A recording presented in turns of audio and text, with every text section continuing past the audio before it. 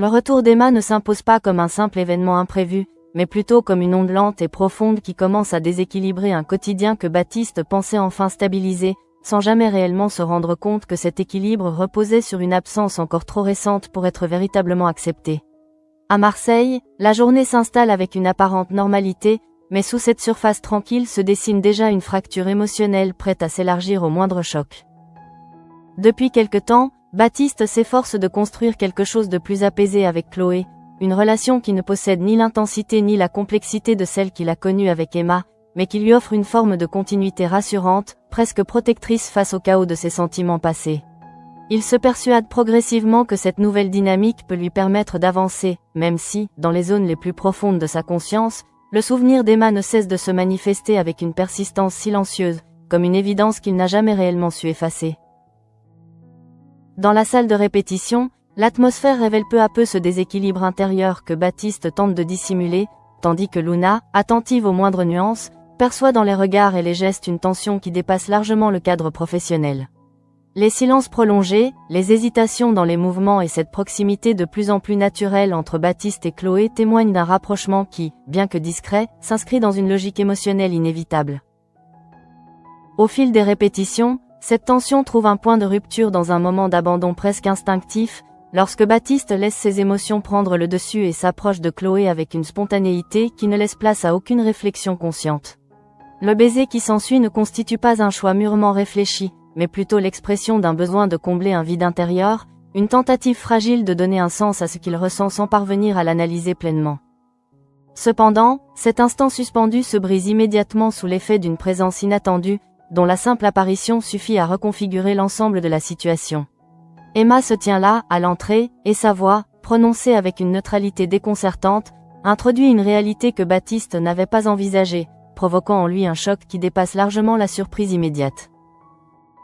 Le regard d'Emma, maîtrisé et presque impénétrable, ne laisse rien transparaître de ce qu'elle ressent réellement, mais cette absence de réaction visible rend la situation d'autant plus lourde, car elle impose un silence chargé de sens, un espace dans lequel chacun se retrouve confronté à ses propres contradictions. Baptiste, incapable de réagir de manière cohérente, se retrouve prisonnier d'un moment qu'il ne peut ni effacer ni expliquer, tandis qu'Emma, sans élever la voix ni exprimer la moindre accusation, affirme par sa seule présence qu'elle n'est pas de passage, mais qu'elle est revenue pour rester. Dans un autre registre, mais avec une intensité tout aussi marquée, Aya se trouve confrontée à une pression grandissante qui ne cesse de réduire son champ d'action, la poussant progressivement vers une forme d'impasse dont elle ne perçoit plus l'issue. Assise face à Zoé, elle tente de reconstituer les événements avec une lucidité fragilisée par la peur, consciente que chaque erreur passée contribue désormais à une situation qui lui échappe complètement. Zoé, quant à elle, adopte une posture plus analytique, cherchant à identifier avec précision le moment exact où le plan a commencé à se désagréger, et comprend rapidement que l'abandon du sac contenant les billets constitue le point de bascule de toute l'opération. Cette faille, en apparence anodine, ouvre la possibilité d'une intervention extérieure, et les soupçons se concentrent progressivement autour d'une figure dont la seule évocation suffit à instaurer une tension immédiate. L'arrivée de Christophe Wolff au Mistral confirme ses craintes avec une efficacité redoutable, car il ne cherche pas à impressionner par des démonstrations de force visibles, mais impose une pression psychologique constante à travers un discours maîtrisé, dans lequel chaque mot agit comme une contrainte supplémentaire. Face à Aya, il fixe un délai strict, limitant toute marge de manœuvre et transformant la situation en une course contre le temps où l'échec ne semble pas envisageable sans conséquences graves. Parallèlement à cette montée de tension, une autre forme d'inquiétude s'installe dans la vie d'Apolline, qui se retrouve confrontée à une peur plus diffuse mais tout aussi destructrice, liée à la fragilité de sa relation avec Léa. Une simple information lue sur les réseaux sociaux agit comme un déclencheur, révélant un sentiment d'insécurité déjà présent, et amplifiant la crainte de voir cette relation s'éroder progressivement jusqu'à disparaître. Malgré les tentatives de Steve pour lui proposer une échappatoire temporaire, Apolline ne parvient pas à se détacher de cette angoisse, car elle perçoit instinctivement que le problème ne réside pas dans son environnement immédiat, mais dans une évolution émotionnelle qu'elle ne contrôle plus, et dont elle subit les effets sans pouvoir réellement y remédier. Dans ce contexte tendu, Aya est contrainte de faire face à une décision déterminante lorsqu'elle est convoquée au commissariat, sachant que le silence ne constitue plus une option viable. Encouragée par Zoé à structurer son discours, elle se présente devant Nebou avec une tension palpable, mais finit par céder sous le poids des circonstances, laissant émerger une vérité qu'elle ne peut plus contenir. Son témoignage, détaillé et progressif, permet de mettre en lumière les mécanismes du tournoi clandestin ainsi que le rôle central de Romain le Duc, dont l'influence apparaît désormais comme un élément structurant de l'ensemble de l'affaire. En exposant les conditions de participation, les enjeux financiers et les promesses qui lui ont été faites, Aya contribue à orienter l'enquête vers une dimension plus large, dans laquelle les responsabilités individuelles s'inscrivent dans une organisation plus complexe. Pendant que cette vérité commence à se construire du côté de l'enquête, Baptiste se tourne vers Thomas dans une tentative de comprendre ce qu'il ressent face au retour d'Emma, cherchant dans cette relation de confiance un espace où il peut exprimer sans filtre une réalité qu'il n'a jamais véritablement assumée. À travers ces mots, il reconnaît implicitement que ses sentiments pour Emma n'ont jamais disparu, mais qu'ils ont simplement été mis en attente, sans jamais être résolus. Cette prise de conscience, loin d'apporter un apaisement, accentue au contraire l'instabilité de sa situation actuelle, car elle remet en question tout ce qu'il pensait avoir reconstruit avec Chloé, et ouvre la voie à un conflit émotionnel dont il ne mesure pas encore les conséquences. Thomas, en observateur lucide, perçoit immédiatement la gravité de cette confession, comprenant que la présence d'Emma à Marseille ne représente pas seulement un retour, mais le point de départ d'une crise inévitable. De son côté, Emma avance avec une détermination silencieuse qui contraste avec l'agitation qu'elle provoque autour d'elle, expliquant son retour par une accumulation de pression professionnelle devenue insupportable, ainsi que par un besoin profond de retrouver un équilibre personnel qu'elle avait perdu. Son installation temporaire à l'hôtel traduit une forme d'entre-deux, une position qui lui permet de ne pas s'imposer directement tout en restant suffisamment présente pour influencer les événements. Cependant, au-delà des raisons qu'elle expose, son retour semble également guidé par un attachement persistant à ce qu'elle a laissé derrière elle, et notamment à Baptiste, dont la simple présence continue de structurer une partie de ses choix, même si elle ne l'exprime pas ouvertement. Cette ambiguïté, loin de simplifier la situation, contribue à renforcer une tension déjà palpable, car elle laisse entendre que le passé n'a jamais été totalement refermé. Ainsi, à travers ces trajectoires qui se croisent et se superposent, l'épisode s'installe progressivement dans une dynamique où chaque décision, chaque révélation et chaque retour agit comme un élément déclencheur, annonçant une série de bouleversements dont les conséquences dépasseront largement les événements immédiats, et où les équilibres les plus fragiles risquent de céder sous le poids de vérités longtemps contenues. La présence d'Emma à Marseille ne tarde pas à produire ses effets, non pas à travers des confrontations directes ou des éclats visibles, mais plutôt par une lente réorganisation des émotions et des certitudes, comme si chaque personnage devait désormais se repositionner face à une réalité qu'il ne pouvait plus ignorer. Baptiste, en particulier, se retrouve au cœur de cette recomposition, tiraillé entre ce qu'il pensait être en train de construire et ce qu'il n'a jamais réellement cessé de ressentir. Lorsqu'il retrouve Emma en tête-à-tête, loin de l'agitation et des regards extérieurs, l'atmosphère change immédiatement de nature, laissant place à une forme de douceur familière qui semble effacer, ne serait-ce que temporairement, les tensions accumulées. Ils partagent un moment simple, presque anodin en apparence, autour d'une gaufre près de la plage, mais derrière cette banalité se cache une charge émotionnelle considérable, car chaque regard, chaque silence, porte en lui le poids de leur histoire commune. Emma ne cherche pas à provoquer ni à questionner directement ce qu'elle a vu plus tôt, préférant s'inscrire dans une continuité apaisée qui lui permet d'exister sans créer de conflit immédiat. Elle explique les raisons de son retour avec une sincérité mesurée, évoquant l'épuisement professionnel, la pression constante qui l'a progressivement conduite au bord de la rupture, et surtout ce manque profond qui s'est imposé à elle avec le temps, celui d'une vie qu'elle n'arrivait plus à concilier avec ses choix passés.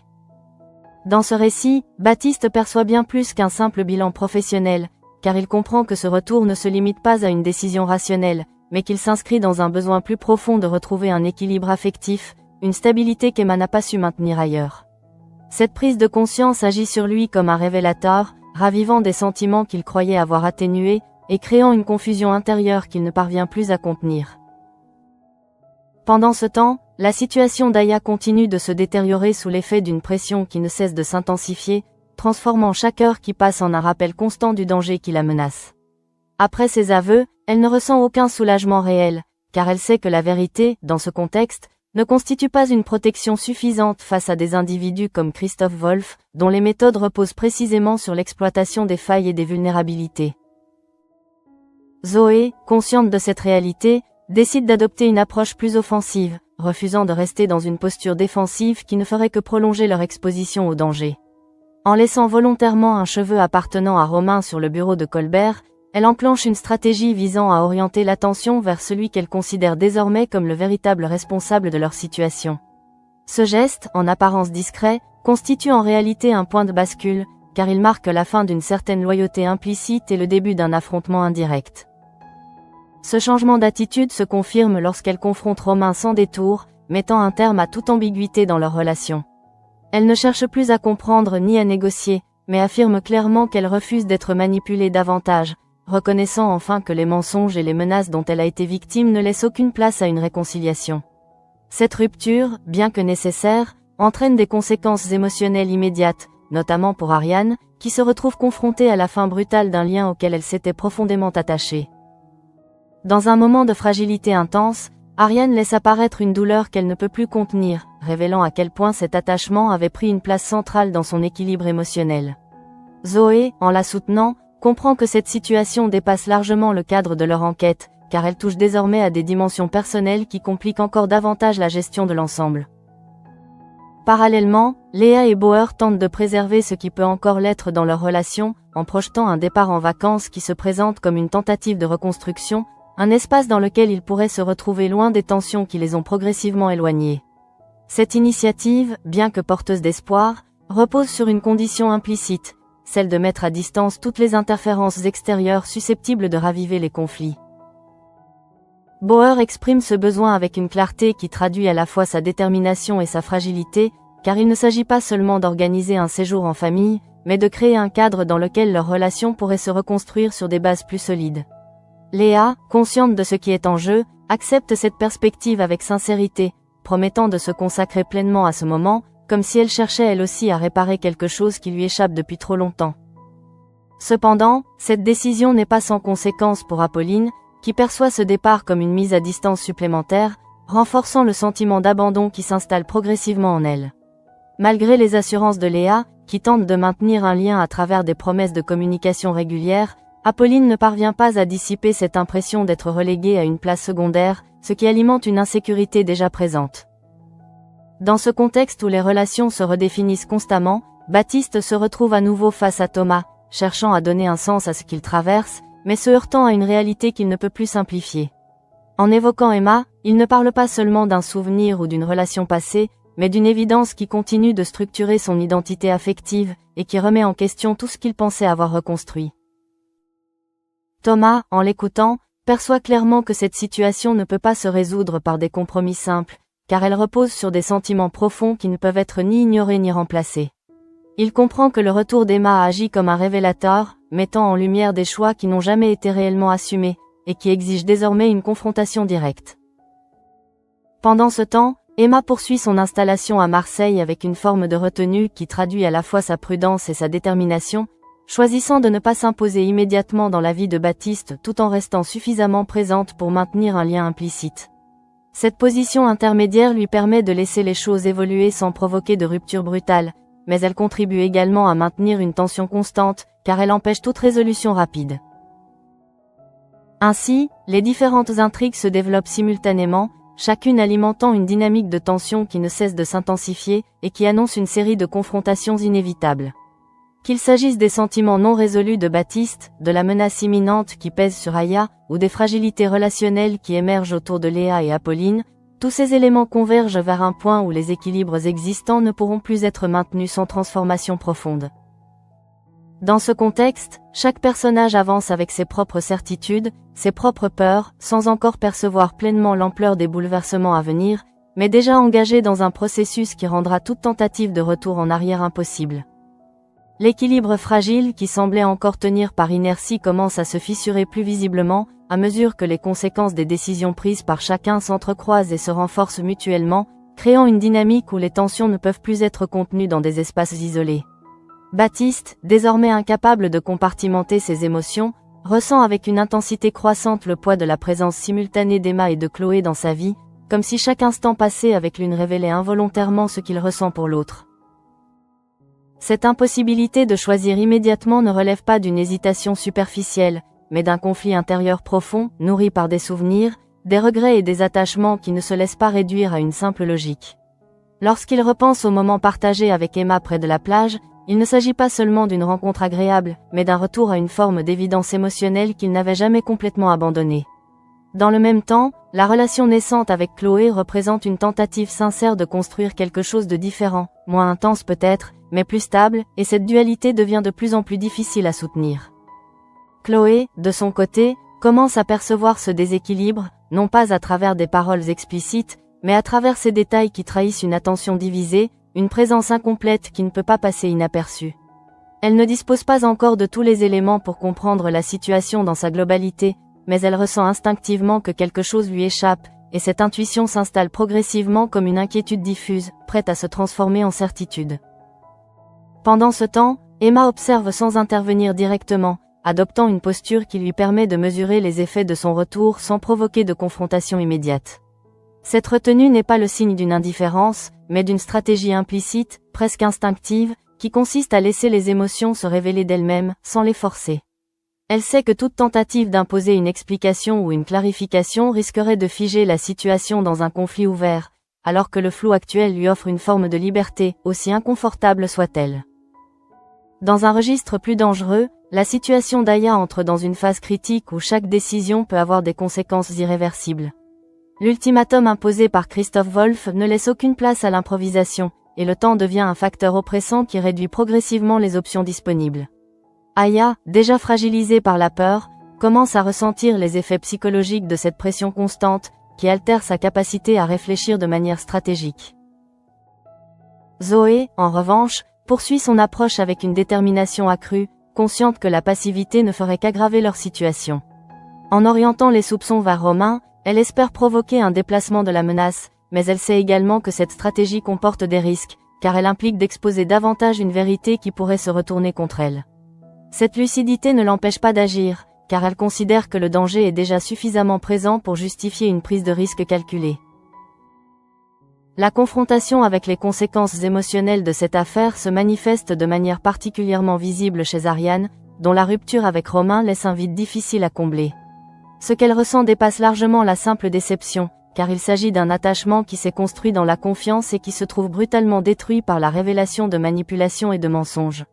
Cette prise de conscience provoque en elle une douleur qui se traduit autant par des moments de faiblesse que par une forme de colère dirigée contre elle-même, pour ne pas avoir perçu plus tôt la réalité. Zoé, en observant cette réaction, comprend que les conséquences de leurs actions ne se limitent pas à des enjeux matériels ou judiciaires, mais qu'elles affectent profondément les liens personnels, créant des fractures qui ne pourront pas être réparées facilement. Cette dimension humaine de l'affaire ajoute une complexité supplémentaire à une situation déjà difficile à gérer, car elle implique de prendre en compte des facteurs émotionnels qui échappent à toute logique rationnelle. Parallèlement, la tentative de Léa et Bauer de reconstruire leur relation à travers un projet de vacances commence à révéler ses propres limites, car elle repose sur un équilibre fragile entre espoir et déni.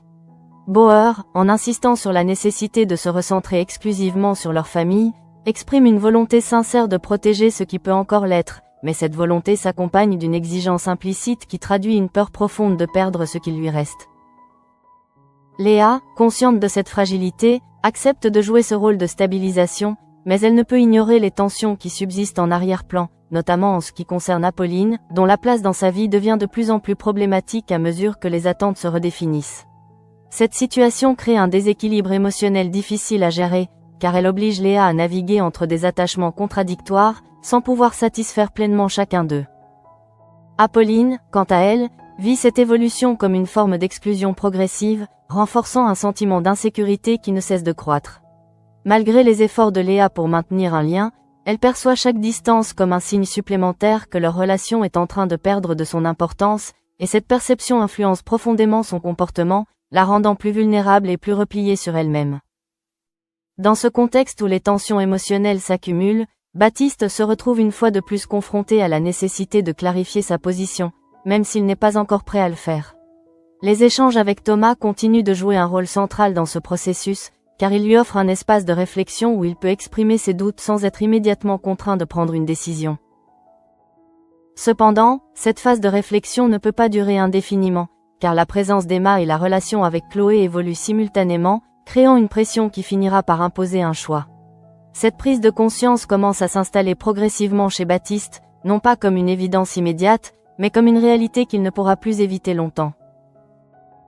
Emma, de son côté, poursuit son installation avec une forme de prudence qui lui permet de rester en retrait tout en observant attentivement les évolutions autour d'elle. Cette position lui offre un avantage stratégique, car elle peut adapter son comportement en fonction des réactions de Baptiste, sans s'exposer directement à un rejet ou à une confrontation. Ainsi, les différentes trajectoires continuent de converger vers une intensification des conflits, chaque personnage avançant avec ses propres motivations et ses propres limites, sans encore mesurer pleinement l'impact de ses choix sur les autres. Cette accumulation de tensions crée une dynamique où les événements ne peuvent plus être contenus dans un cadre stable, annonçant une phase où les décisions devront être prises et où les conséquences deviendront inévitables.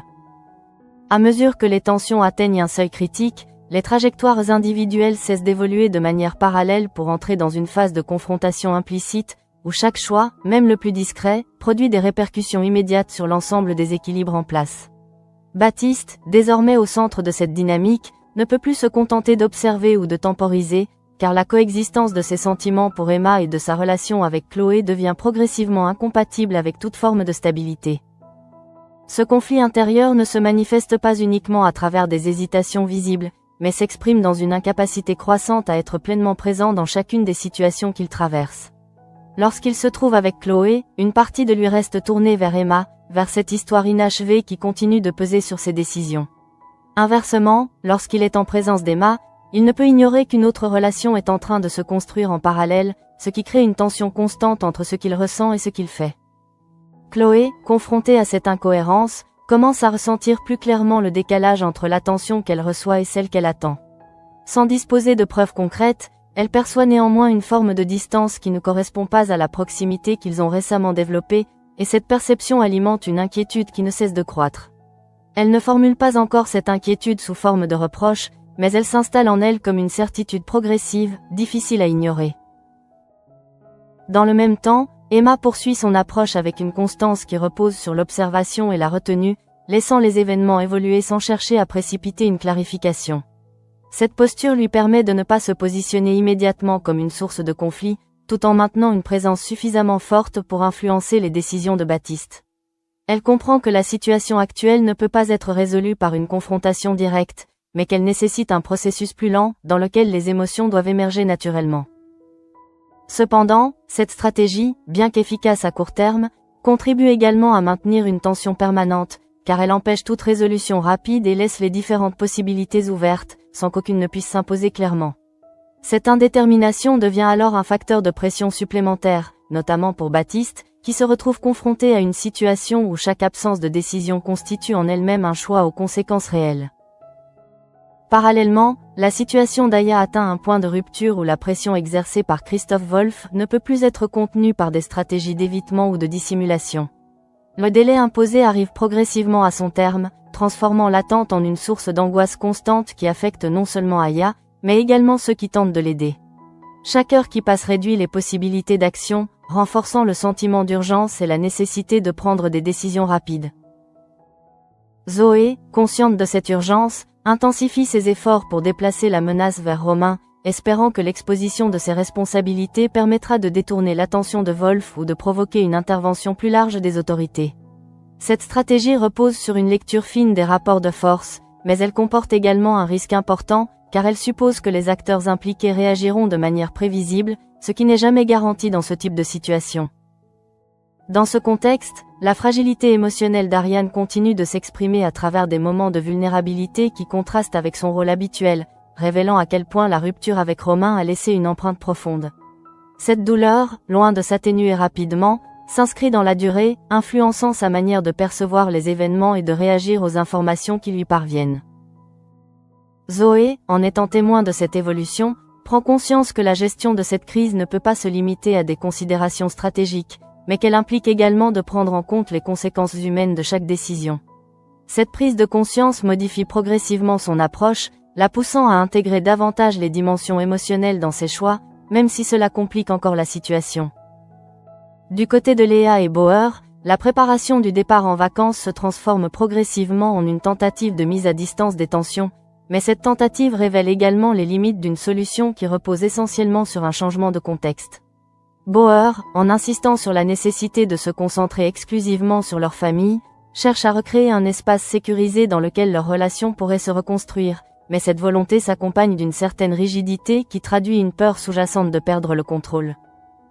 Léa, bien qu'elle adhère à cette démarche, ne peut ignorer les implications de ce choix, notamment en ce qui concerne Apolline, dont la place dans sa vie devient de plus en plus difficile à définir. Cette situation crée une tension interne qui ne peut pas être résolue simplement par une promesse de communication, car elle touche à des questions plus profondes liées à l'engagement et à la priorité accordée aux différentes relations. Apolline, confrontée à cette évolution, ressent de manière de plus en plus aiguë le risque d'être reléguée au second plan, ce qui renforce un sentiment d'insécurité déjà présent. Cette perception influence son comportement, la rendant plus distante et plus hésitante, comme si elle cherchait à se protéger d'une éventuelle rupture en prenant elle-même de la distance.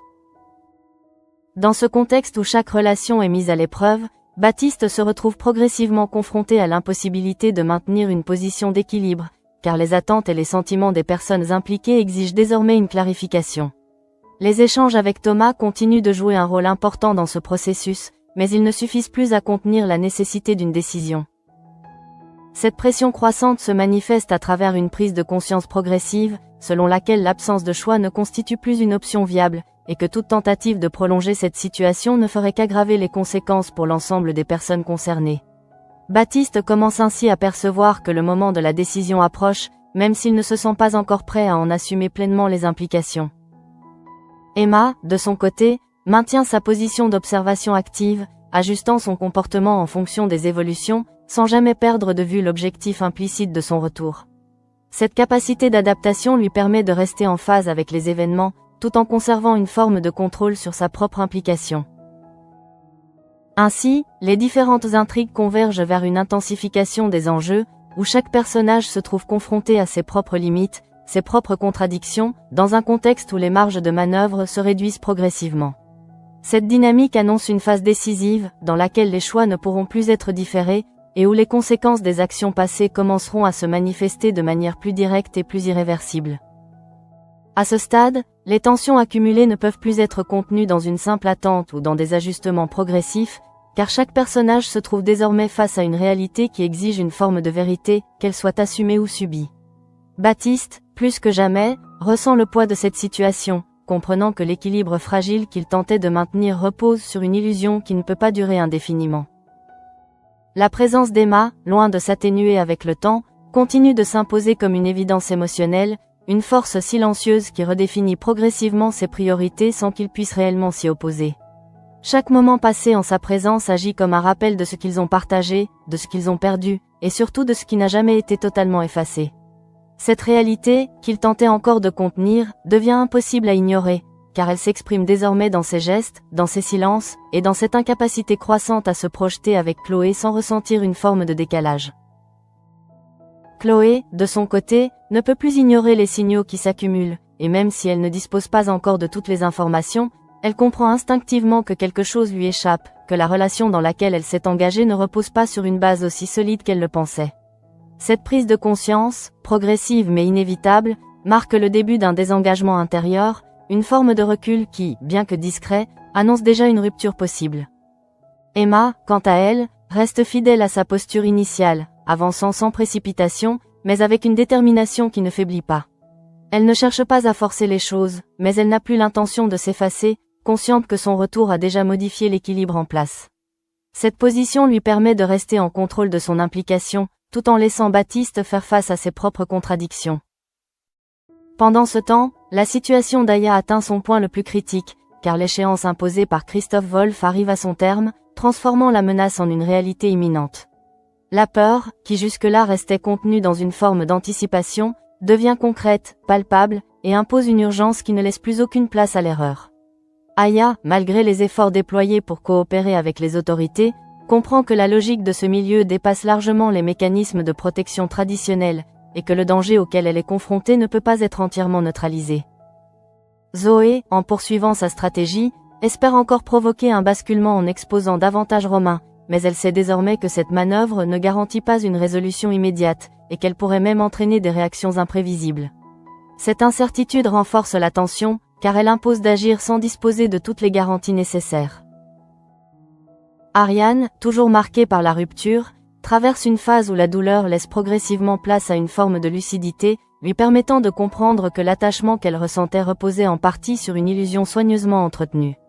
Cette prise de conscience, bien qu'elle ne diminue pas immédiatement la souffrance, constitue un premier pas vers une reconstruction possible, même si celle-ci s'annonce longue et complexe.